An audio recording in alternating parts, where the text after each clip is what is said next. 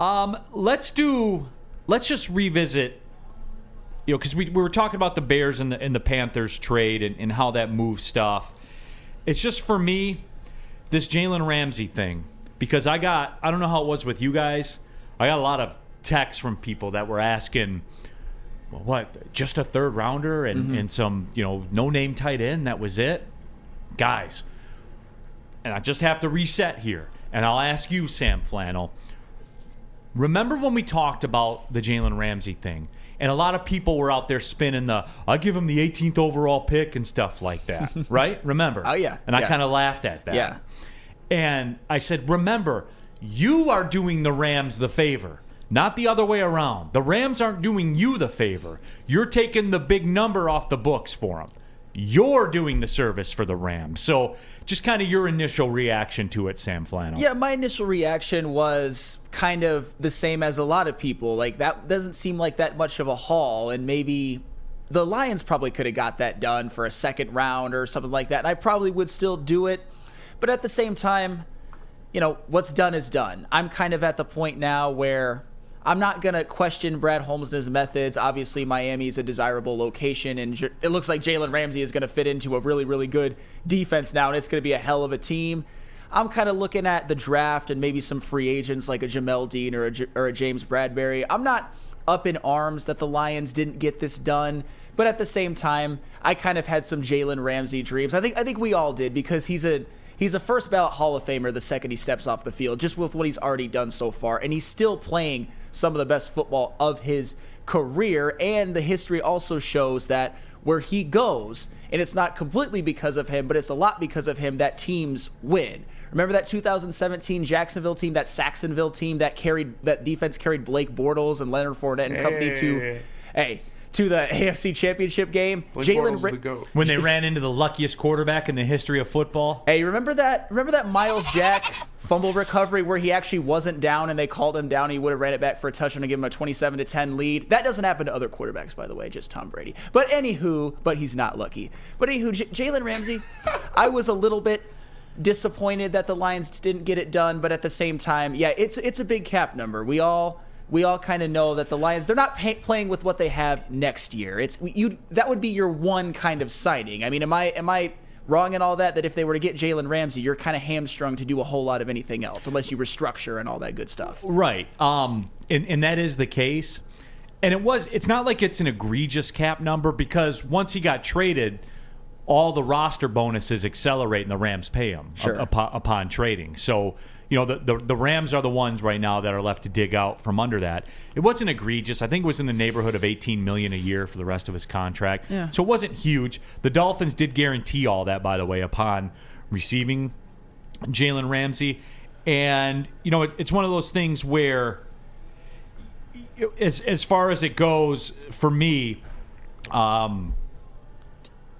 just the reaction of, I can't believe that was all. That was all you were ever going to get. It's almost a $20 million cap hit for a cornerback that's going to be north of 30. That's what it is. And guys, for those of you that watch, and I'm curious to get Spenmo's take on this because he watches the game, the Jalen Ramsey of today is not the Jalen Ramsey of 4 years ago. Is that fair? That is fair. He's still very good, but it's not the same. It's not the same. And remember that Super Bowl.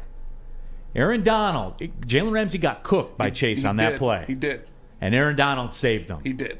Because the perception, I'm getting cooked. the perception would be a lot different in my mind, right? Because what's the perception of James Bradbury right now? He's a top tier cornerback. He's very good. But what's a knock? The play. Yeah. The one play. Yeah. Like, that stuff follows you, man.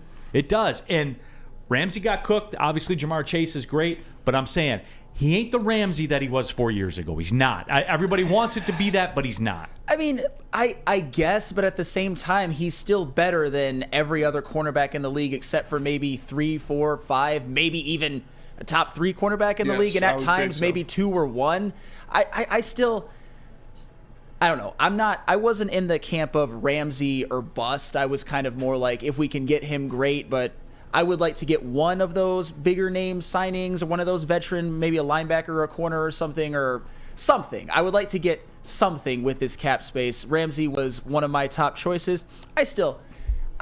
I still think that he's one of the better corners in the league, and I think he would help this team instantly. I think he is too. I'm not super upset, but at the same time, You seem like you're getting more upset by the minute. I'm not. I don't know about that. It's just that I would have probably with what the Dolphins had to give up versus what the Lions have in sort of their arsenal.